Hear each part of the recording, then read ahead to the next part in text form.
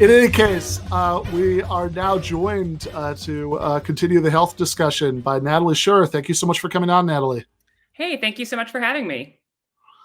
So I wanted to kind of switch, unless you have anything to say about the monarchy, want to switch gears to talking, a little bit more about the political and strategic aspects of the Medicare for All fight, since this is something that you've written a lot about, and so that's the article that you wrote recently for the Nation. But also you've written a couple things for Jacobin recently about sort of what the what the road ahead for fighting for Medicare for All looks like, and I want to get to the Nation piece. But first, I want to talk about a little bit more of that, that big picture stuff. So I think a lot of people, like that moment when it seemed like Bernie Sanders might, get the Democratic presidential nomination, become president, was the time when Medicare for All has felt the most achievable. And so, of course, now, that none of that happened, it feels, it feels much, much less so. But what do you think, like realistically, like just big, 1,000 feet, kind of view, right? Like what does the path from where we are now to actually achieving this look like? Right. So I think overall, the promise of the Bernie Sanders presidency, as far as I saw it, was that Bernie Sanders understood power. He understood that the way out of this neoliberal era and its very long tail is to build power from the ground up, build worker power, build movement power, and that those are the things that are going to allow you to, challenge and change the constraints that we're working within. So, what that means is, having a top-down champion of movements, I think probably the most pro-labor president in history, et cetera, would have gone a long way to helping those movements grow and helping build that sort of confrontational grassroots energy. But just having him in office wouldn't have necessarily meant that we would have gotten Medicare for All during his term either. I think it's important to acknowledge that. I think he could have gotten us closer than anyone else would have, and it's difficult to think of someone replacing him, at least in the short or medium term. So I think that, it's hard. It was a hard loss, and we have to acknowledge that. That said, I think that moving forward, the political terrain feels better than it would have without Bernie. I think that he's changed things for the better. The past couple of years, more people have talked about Medicare for All and have come to support it than any time in my lifetime, and probably any time since the 70s, if not the 40s. I mean, there is a considerable amount of popular support for it. The downside, and what I think that people don't understand about the fight for Medicare for All, is that the real problem is that it's fundamentally going to upend a $3.5 trillion industry. It is a fight against capital. It's a massive fight against capital. And it's difficult to imagine getting Medicare for All without an attenuating leftist progressive movement that brings us to a place that looks different than where we are now. So I think it's promising, but daunting. And, you can't really sugarcoat the latter fact. Yeah, right. That's fair enough. And this is an important thing because I think, like, when you think about what could have happened if Bernie had been elected, that would have been, what you're talking about is essentially the presidential bully pulpit being used in service of building momentum for Medicare for All, which would have been amazing. But what it What it wouldn't have meant is that he would have like somehow like magically, just by virtue of being president, done something that would have led to, like, Medicare for all, passing both houses, getting past any other last minute impediments. Like I believe that, especially with the conservative Supreme Court majority, but frankly, even with Supreme Court justices who we wouldn't necessarily think of as conservatives, they will come up with, whenever we get to that point, there's an excellent chance that they'll come up with some incredibly creative reason, to think that that major reforms like Medicare for all, would be unconstitutional. Just because you and I don't know what it is doesn't mean that they can't come up with something. Yeah. Like all those impediments would have still existed. I mean, even if it was like Bernie Sanders coming into to this exact situation, most most members of the House, never mind the Senate, just are openly not in favor of this. Yeah, I mean, right now the Senate is still the bigger holdup than the House. Pramila Jayapal just reintroduced the Medicare for All bill in the House and has slightly more than a majority of the Democratic caucus signed on. So that's exciting. Eventually, I believe slightly over half last term did sign on, but they weren't signed on from the get-go. So it does seem like, a little bit of steam has been built. And so that's a good thing. The Senate, if anything, I don't think that it's been reintroduced yet, but, Al Franken was one of the original co-sponsors. He's obviously gone. So, the Senate was around 15, give or take a few Senate co-sponsors.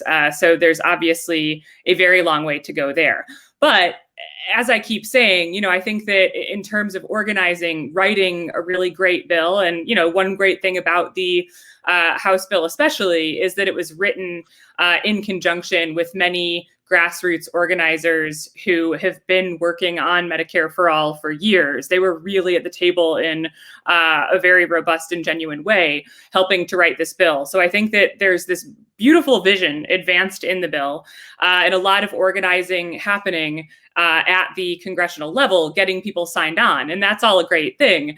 But I do think that, part of what never made sense to me about some of the force the vote discussion is that until we really get close, you just have no idea who is on the right side and who's not on the right side, because Capitol is going to put up such an enormous, incomprehensibly large fight against this, and that's the real obstacle. So, squabbling about what Democrats are on and what aren't, I think that's somewhat important in terms of engaging people and organizing, but it's not the real fight, or it's not the biggest fight. Yeah. So I want to get back to the force the vote stuff in a minute, but I think that, I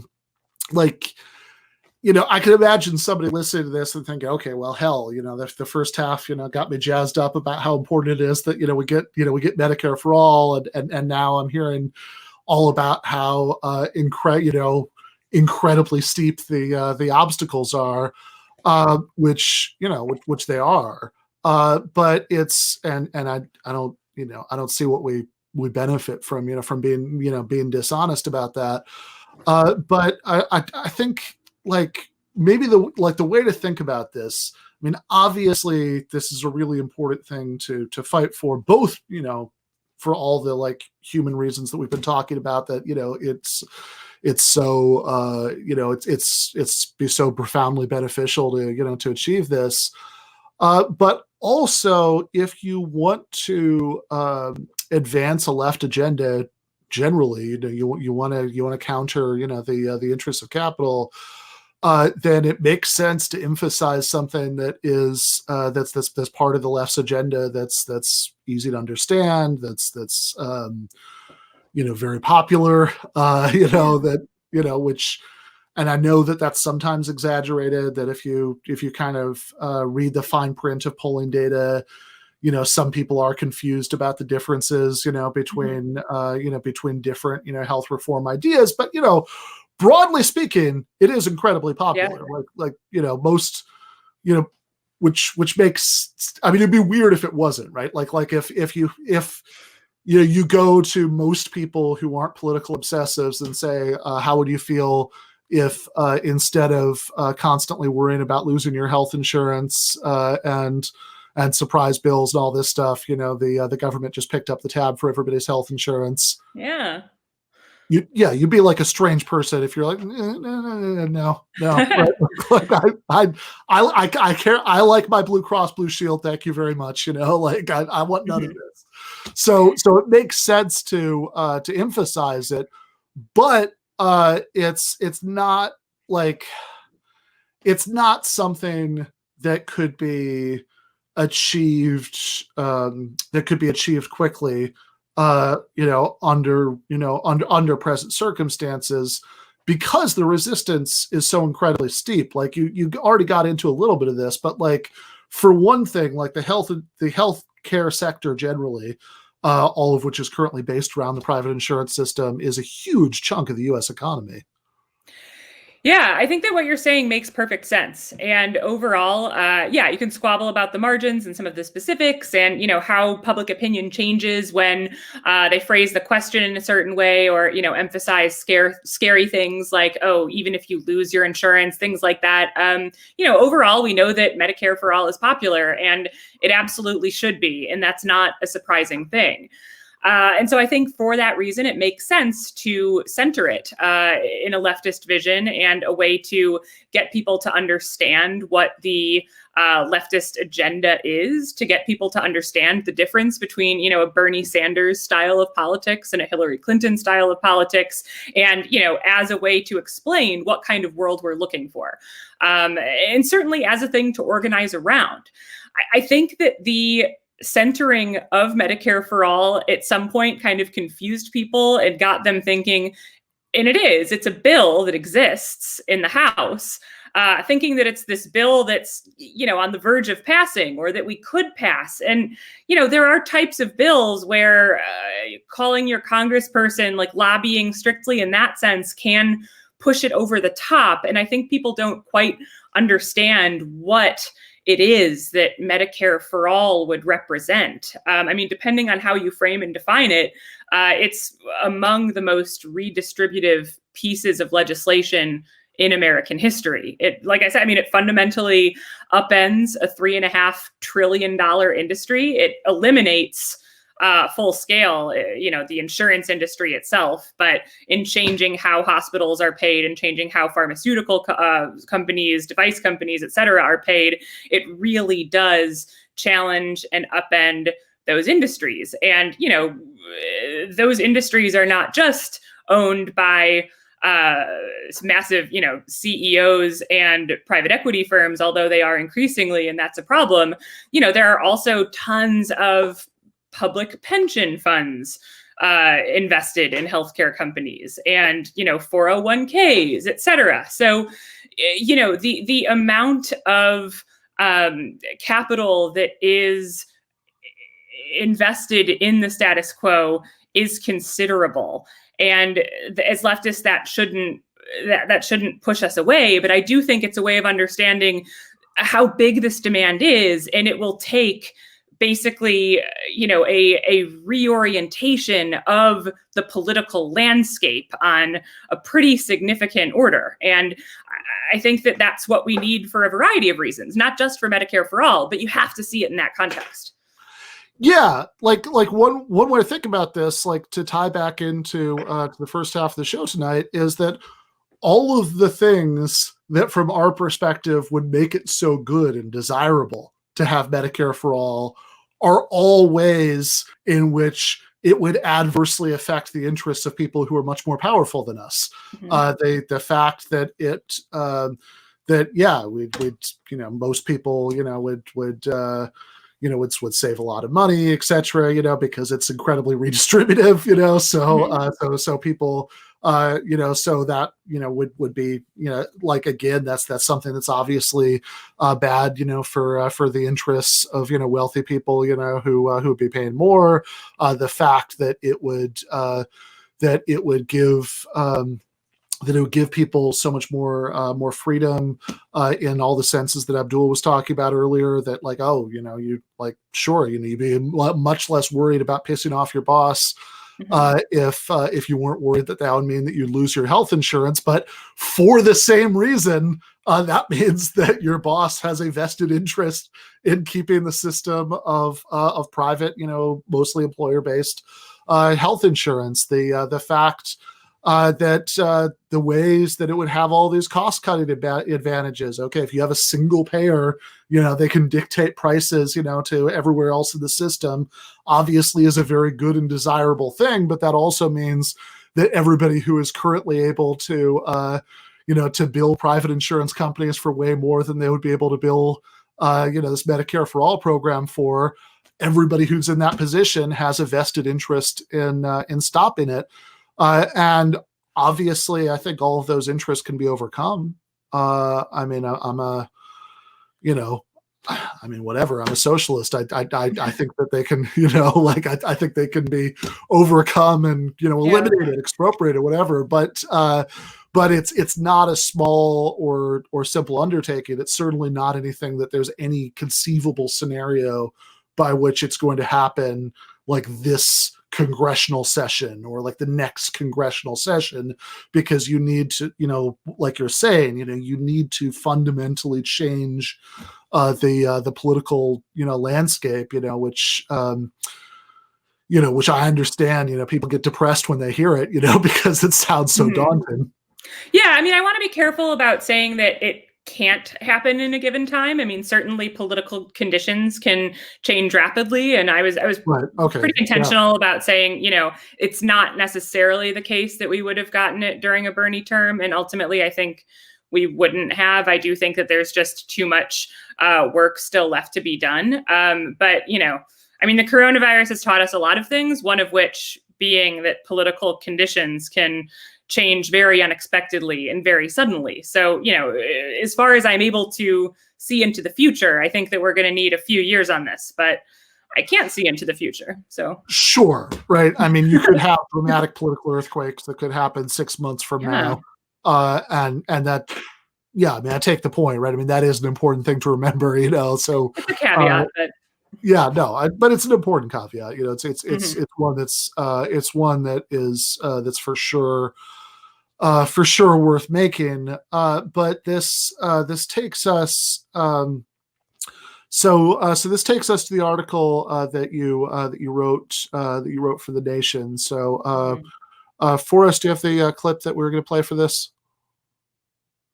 All right. So because this is, of course, as anybody who watches or listens to this show or others like it, and wasn't doing something better with their lives a couple months ago was something that a lot of political energy on the left ended up being spent on this question. And a lot of people got very mad at each other about this. And my hope is that now maybe, enough time has passed that, that we can sort of take a breath, and maybe see the underlying strategic issues a little bit more clearly than they were in the heat of the moment. But the Nation magazine tried to, I think do just that, right? By bringing the question back up, these few months later, and there was another writer who did the other side of the case that, next time, like the opportunity arises, we should try to force a vote on Medicare for All. And you did the no, this still doesn't make sense. This still isn't the right, strategic calculation side of it. So let's watch the clip from the last time people were talking about this. And I'm just really glad that you came out with it, because I think it sparked a response in people. It immediately caught on, even among people who don't typically necessarily appreciate your point of view, Jimmy. And I think that we shouldn't ignore when something sparks kind of movement energy. You can't always plan for it. You can't always anticipate what's going to catch on. But when you identify it, I don't think you should ignore the power that that moment holds. But this germ of an idea, I think the aspect of having Nancy Pelosi kind of bent over the proverbial barrel, the idea of fighting for Medicare for all in the middle of a pandemic, this energizes people, and I think that we should act on it. No doubt about it. I mean, it's always been mass movements that pressure politicians to do what they're supposed to do. And there's a lot of talk right now. We need to wait for a new chairman of a committee and change a rule. And then we have to get a petition to send to Joe Biden.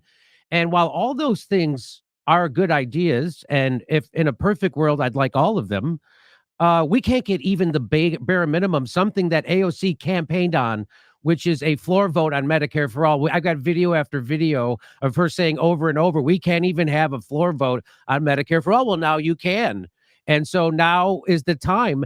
As a writer, right? Yes. But I think that the reason why the article was persuasive to the extent that it was, is I think a lot of folks didn't understand the why, the what's the point.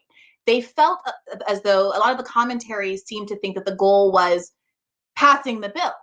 And so there was a lot of pushback that said, oh, well, what's the point? We're not going to pass it anyway. And somehow we're going to lose political capital in trying, which I think that that's a little overstated. I think that, first of all, the people who would be holding Nancy Pelosi hostage here are all progressive that are beloved in solidly blue districts. AOC is not going anywhere.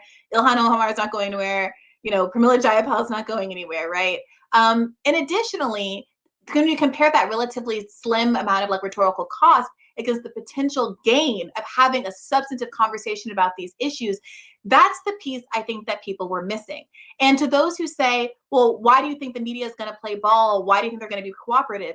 The fact that the media doesn't play ball is the problem. Yeah. The reason we're in a place where there's such a huge, enormous gap between where Americans are and what the media pretends, or where Americans are and what Democratic Congress people are willing to support, it's exactly because the media isn't exposing the extent to which these politicians are basically bought, right? And we're not talking about the fact that Jim Clyburn is supporting Joe Biden, and both of them took the most pharmaceutical money, Joe Biden obviously in the electoral context and Jim Clyburn in the context of the Senate, of all of Congress actually, So I think that this is a moment where we could really expose the hypocrisy of the Democratic Party. And if you could point me to another better moment, I would be open to saying, hey, let's go with that. But we are in the middle of a pandemic that has just kicked 14 million plus people off of their employer-based healthcare. 300,000 Americans have died. I can't imagine a better context to force Democrats to reckon with the fact that they're still saying, I don't believe that healthcare is a human right. All right. So, so what's the case for, for doing this that was presented there? And I think that, certainly in terms of that, what happened back then, you think that this case would have to be overwhelming, to justify what was happening, because in practice, what happened around this was that the most fervent supporters of Medicare for All in Congress, people like AOC, people like Ilhan Omar, Rashida Tlaib, were being demonized and among a certain segment of the left, or the online left, maybe at least, people who pay attention to these debates, were being delegitimized. We're told that there's really no reason to support these people, and so you'd think that if that was going on around this tactical discussion, the case for doing that tactic would have to be overwhelming. Now maybe now with less of that going on, it could just be pretty good, instead of overwhelming. But what I heard mostly in that clip was that doing this would expose the hypocrisy of the Democratic Party, and it was the best opportunity to do that. So what do you make of that argument? I've had a lot of issues with this argument. I think that ultimately my issue with it is that it conflates a lot of the reasons that the Democrats are bad, which is, I think that, the fact that moneyed interests and capital have such a stranglehold over our political system is why politicians are bad, not the other way around. That's not to excuse politicians. I think that it's very important to hold them accountable, to push them, to use them as tools. I think that that's, at the center of any leftist ideology when it comes to electoral politics. But yeah, I was very skeptical. First of all, I think that the idea that by exposing Democrats, you advance this movement forward and, you expose them and you change people's minds about them. I think that that's on a very shallow level predicated on an understanding and level of popularity that I wish Medicare for All had, but it doesn't. I mean, I think that its popularity is conditional based on how the question is asked, based on how it's framed, et cetera. So the idea that, this is just such an unequivocally, unambiguously winning issue that you could leverage support for it against a vote that no one would know about. I think that that was another thing. This would be basically a parliamentary 15-minute no vote. It would get barely, maybe it would get some coverage because of the dust up. Yeah, and I should say that was, I thought, one of the strangest parts of that clip, that, that like she's brought up that argument and then said, oh, but the fact that the media is like this is the problem. And it was very unclear to me, at least, how that was supposed to address that point, that it's like, yes, the media is a problem. The media sucks. Everybody in this discussion agrees on that, right? But the issue is that given that we have the media that sucks, why do you think we'd have this wonderful public debate, because of the because of this like 15-minute, parliamentary procedural thing that, maybe, I guess, if you were watching C-SPAN too, you would see on there. Yeah, I mean, it just wouldn't reach the majority of people. I mean, several months back or a couple of years back, I forget, there was a, procedural floor vote on the Green New Deal. And basically what happened was Democrats, even the ones who supported it and were co-sponsors, refused to vote because they thought it was a dirty tactic. And, no one really heard about it either way. I'm just not convinced that it would have created this show-stopping piece of political theater that people were alluding to, or that watching a vote for it lose in that context would have galvanized support for it rather than the other way around. I mean, I think that no part of the premise made sense. And so ultimately what I was getting at in the piece that I wrote for The Nation, and it was only, it was 800 words. It was this tiny column that was run alongside the other side. And it was, I was talking to the editor and he said, do you want to take the position that, no, we shouldn't push for a floor vote in the future? And I basically said, I tried to put as much nuance in the column as possible, but I said, basically my position on this is I'm not opposed to a floor vote per se. I think that power, having, worker power, grassroots power from below is going to be the thing that makes a floor vote effective. And so that's what we need to wait for. When the movement has enough power to really force concessions or to force, punishment, sanctions in some way onto the people that don't vote for it, or to pressure them to, and really like create this groundswell of pressure, then I think we should do it. I think that it will be powerful at that point, but I think that we have to realize where we are, and that if we can't exercise that type of power, a procedural tactical power play doesn't look like anything. Yeah, I think it looks like it losing almost 2-1 because you said a little over half the Democratic caucus supports it, which is amazing progress compared to like 3 years ago. Like that's like it's hard to remember how bad things were then, right? But like, but okay, a little over half the Democratic caucus in a House that's divided almost 50-50 along partisan lines means that it's it would. That okay, all of the Republicans and almost half the Democrats voted against it. That's about 2-1, and that's like how a 2-1 defeat plays. I mean, yeah, maybe there are circumstances under which that would lead to this groundswell of anger.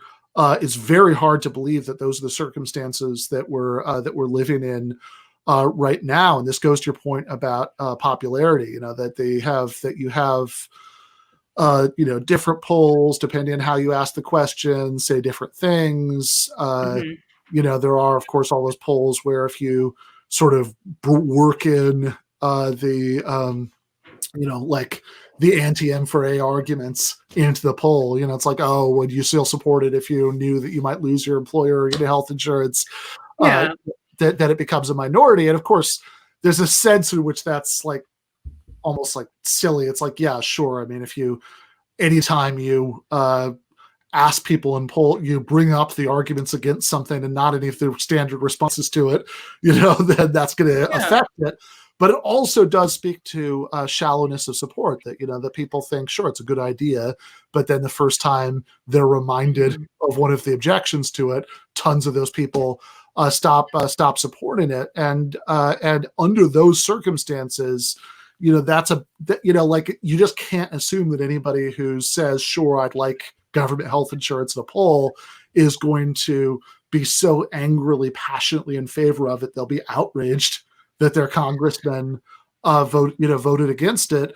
I mean, that's the point of organizing, right? Like public education, inoculating them against that onslaught, which I keep saying, like, as soon as this becomes more likely and more plausible, I mean, the amount of pushback is going to become obscene and intense. So like whatever pushback we think we've gotten so far, just wait. And that what that takes is a lot of solidarity, a lot of like knocking on doors, a lot of conversations with people. I mean, it's not a perfect analogy, but I think that you could look at, union campaigns, right? Like part of why it's really hard to get a majority of workers to vote for a union is because management is allowed to completely mislead them, is allowed to smear the concept of campaigns, is allowed to put the fear of God in all of these workers for various reasons. And that a lot of what that takes to combat is, not only solidarity, but making sure that people absolutely understand why it's necessary. They understand why these arguments are disingenuous. They understand why, even if someone is saying, oh, you'll lose your health insurance, this will happen, that'll happen, here are the good things that will happen anyway. And the fact is, most people aren't at the point where they're able to either, they don't know the policy that well, or they don't have like solidaristic political commitments that make them trust the people who are saying this and who are fighting for it. And that we need to get to that point. But, it takes a while for us to become more convincing than the $3.5 trillion that we're up against. And I don't care how good your tweets are. I don't care, how morally reductive a point that you can make on TV. Much better than I can, for what it's worth. I think that, I can concede when a point sounds really good and powerful, and that I'm not as good at doing that. But ultimately, it's going to take building those relationships, fortifying that base. And that takes time and elbow grease, and you can't skip it. And like you've said so many times, there's not one cool magic trick. Right. Forrest, I cut you off earlier. What you're saying? No, I was just saying, I think that I don't know, there's kind of like, obviously, number one, like a role-playing element of what somebody like Jimmy Dore is doing, where it's kind of just like telling people what they want to hear through just, I don't know, just being like, oh, we could be powerful. We could be powerful. Like, these people don't want you to have healthcare. That's why we're not powerful. But Jimmy Dore is never going to like roll up his sleeves and go knock on doors for anything. You know what I mean? Like that part of the equation, I think for a lot of people on the left is completely skipped if they don't have an organizing background. But the other thing is that it's kind of framed in that clip as like an enlightenment moment, as in like, they act like everyone is a Democratic partisan, I guess. And then by exposing that they don't really want to have, like, they don't really want you to have Medicare for all of a sudden people like a light bulb goes off in their head and they're like, wow, you know what? These politicians are really corrupt. The thing is, most people think that already. Like I was going to pull up like Congress's approval ratings. Like their approval ratings never go up past 30%. Like most people don't fucking like Congress. Most people don't like politicians. And like the thing isn't that they feel like, the thing isn't that normal people that aren't like super engaged in politics don't feel like it's not like they think it's a team sport. It's just they think that they can't change anything. And by exposing Democratic hypocrisy, they're just going to say, yeah, of course they're hypocrites. Like, of course, like, all right, like keep going about your day. You know what I mean? Like, Yeah, and it's also, I mean, I think that the other part of the point, like going back to Natalie's point about, the popularity and whether it's secure enough, right? Like, I really like that analogy about the union organizing campaign, about how, like, there's a difference between, look, I mean, there's a reason why it would be so amazing to have card check, that all you could do is have, say, tell a worker, hey, how would you like to have a union? And say, yeah, sure. They sign a card and that's it. That's the vote, rather than going through this process where they can, get like employer propaganda and fear mongering and then back off, because it's much easier to get people to the point where they say, oh yeah, sure, all I have to do is sign this card, than it is to get people to the point where even after all the employer propaganda and fear mongering, they'll stick to their guns. Yeah. And yeah, by analogy, in the healthcare case, I mean, like, the poll answer is the signing the union card. Yeah. I also think, I mean, of all the things that drove me crazy about this whole incident, which there are many things, but one thing that drove me crazy was, if the idea was exposing Democrats who are opposed to this, then hypothetically, what you were supposed to do with those Democrats was primary them. And we don't have anywhere near enough power to primary that many Democrats at once. But getting to the point where you could would take organizing and power building, which is what I was talking about in the first place. Like, if we did force the vote, I don't really think anything would have happened. But okay, let's say, force the vote gave you a list of Democrats that you could knock on the door and tell people, like, oh, this person voted against Medicare for All, which, by the way, you can already make that point with, like, here's the co-sponsor list of the legislation if you want to. And I think people should use that. Like, definitely go up to doors and, like, make a big thing of that. I think that that's good propaganda. If you think that this would have made slightly better propaganda, okay, fine. What you have is a punchy line in a canvassing strip, and you still have to send people to doors. You still have to, like, fundraise from grassroots activists. You still have to go up against whatever interests are funding their opponent. And we know, like, the left has had some amazing successes over the past couple of years with primarying centrist Democrats, but we know that it's hard, and we know that it takes power and organizing to do. So it just drove me crazy that, like, okay, however you go, organizing is going to be the answer every time. Yeah, like, having it something to say while you're at the door is different from having the people to knock on the doors, is different from having, the money raised to do it, etc. Like, I mean, again, the situation is vastly better than it was, like, unfathomably better than it was in, like, 2016, or even 2018, the year that there were those initial squad breakthroughs. But it's not like this idea, because if you were primarying anybody who voted no in that symbolic, floor vote, which, I mean, I'm sure a lot of people would skip it anyway, but, so, like, this idea that, oh, this will force them to go on record. It's like, well, no, actually, like, nobody forces you to vote on anything. You can skip whatever vote you want. But so if anybody is, like, really, like, wants to not be on record, there's a very easy way to do that. But even so, right, I mean, what we're talking about is almost half of the Democratic caucus. The idea that the left isn't anywhere near the position to simultaneously primary half of the Democratic caucus is just very weird. And meanwhile, like, you're missing, like, anybody making this argument is missing the other half of it, which you kind of alluded to earlier, which is the potential downside, which is that, like, okay, why is it, like, even among people who maybe are secure enough in what they think, right, that they're not going to, like, switch their position in the poll, like how they would answer the poll question the second it's rephrased, which, again, the unfortunate reality is a lot of people who support Medicare for All, it's such a weak support that, like, the second that the question is asked slightly differently, they're against it.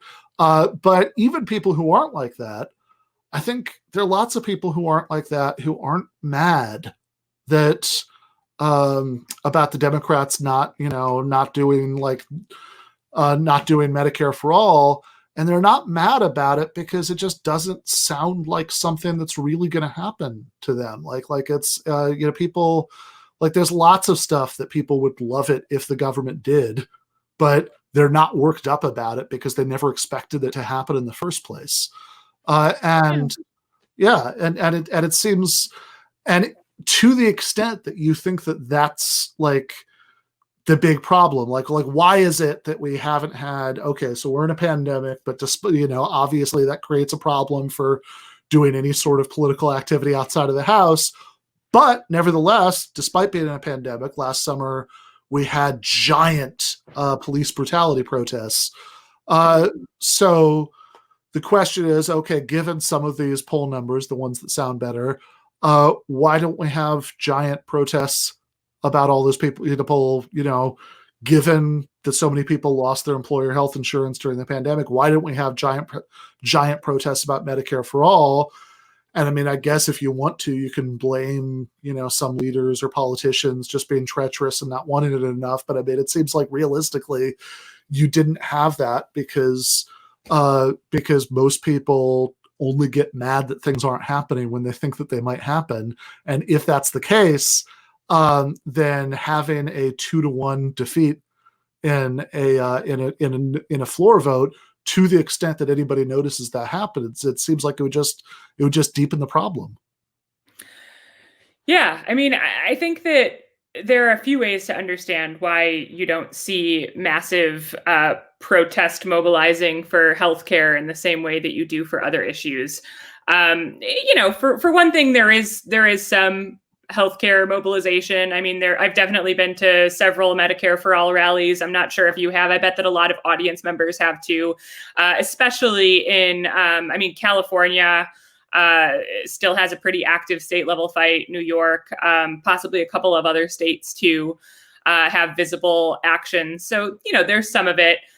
There's also sometimes some action around hospital closures. So Hahnemann in Philadelphia, maybe about 2 years ago, was a safety net hospital that closed, and the Bernie campaign actually went there and did a solidaristic protest against that closure. So I think ultimately we don't see as much of it, and I think that's a few reasons. One, there was also like the protests against the repeal and replace bills, particularly in defense of Medicaid, which the ADAPT group doing sit-ins at the direct actions at Capitol. So that's something. So I think a few things are at play. One, around 15 million people lost their employer-sponsored insurance during the pandemic. It's still unclear, and researchers are still debating how many people from that cohort became uninsured. A lot of them were absorbed by Medicaid temporarily. Potentially some switched on to spouses insurance, things like that. So it's a little, I still think that's still bad. Like that sort of churn is what it's called. Switching from one plan to another can still be really difficult for people. They can still wind up with terrible bills. They can still lose continuity of care. So I'm not saying that it's not awful. I don't think that we should have that in our system at all. But, it changes. If you're thinking 15 million people all of a sudden losing insurance, when you think about, oh my gosh, that sounds like such a catastrophe, it wasn't necessarily experienced that way to the degree that sounds.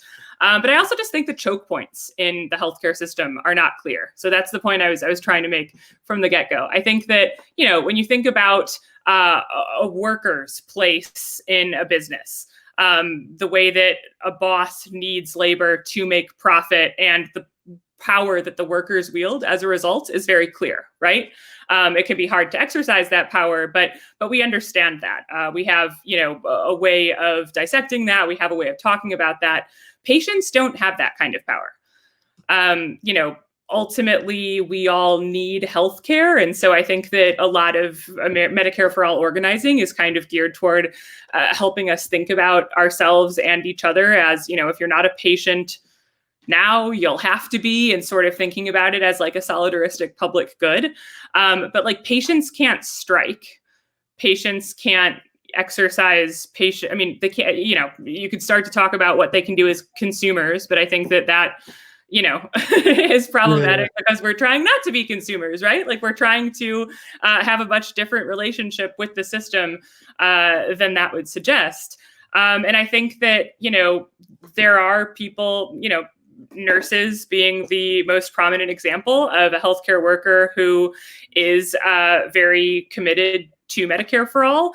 And that, you know, there have been some nurse strikes where they try to raise awareness of Medicare for All, but you know, there's never been like mass labor action in that way. You know, things like, unless the PRO Act gets passed, sympathy strikes are illegal. So I think that, you know, the contours of what it takes to use direct action to get Medicare for All is maybe less obvious for healthcare than it might be for, you know, some other issue. So I don't think that that's insurmountable. I do think that like the political contours are tricky. Yeah, no, fair, you know, fair enough. And again, you know, goes back to the point that this is, you know, that this is something that's a really difficult long haul struggle, which is not said to discourage anybody from